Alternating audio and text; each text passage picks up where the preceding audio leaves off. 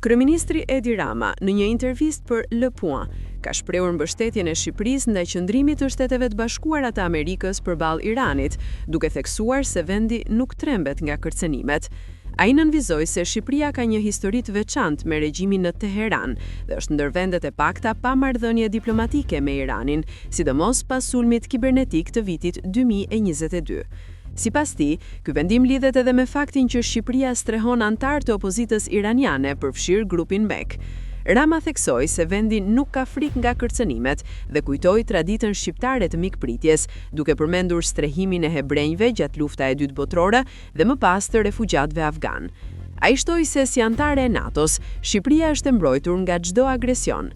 Në lidhje me politikën ndërkombëtare, Rama argumentoi se nuk ka një qëndrim unik të Bashkimit Evropian për konfliktet globale dhe mbrojti qasjen e tij ndaj Iranit, duke theksuar nevojën për të kufizuar kapacitetet kërcënuese të regjimit.